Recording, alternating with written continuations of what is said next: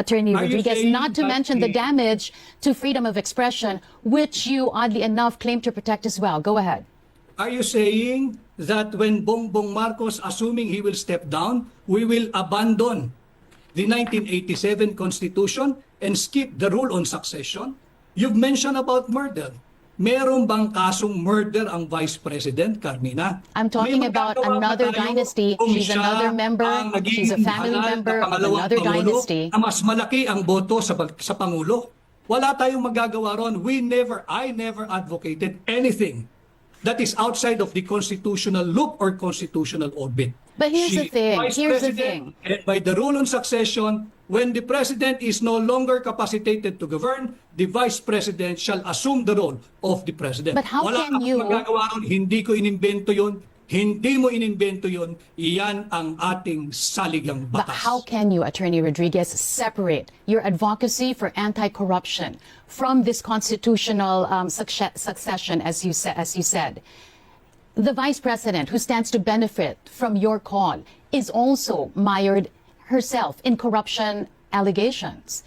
How does that reconcile with your anti-corruption advocacy? As a media practitioner, alam mo na walang ini-issue at clear na ng Commission on Audit ang Office of the Vice President kung ang pinatutukuyan mo ay yung paggamit ng intelligence funds. At walang nakabinbin na anumang kaso or impeachment laban sa pangalawang Pangulo. So yung iyong sinasabi na meron siyang issue ng korupsyon, yan ay gawa-gawa. Nakikita naman natin nung makakaliwang grupo na ayaw nang makabalik ang tatak Duterte na serbisyo. But hindi siguro tayo matatapos dito kahit maghapon tayo sa iyong programa.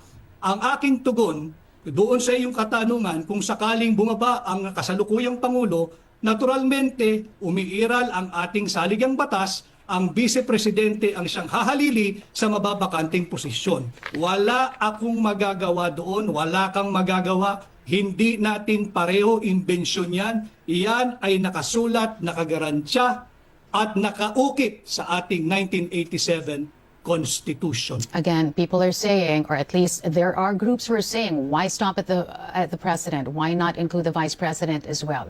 Yun ang sinasabi ng iba. Ang panawagan, hindi lamang ang iisa ang dapat mag-resign, kundi lahat na mag-resign because they have disappointed the Filipino people. But we're going to have to leave it at that. As you said, pwede tayong maghapon magdiskusyon. But I appreciate your time being with us this afternoon. Former Executive Secretary Vic Rodriguez there joining us. Maraming salamat po. Salamat.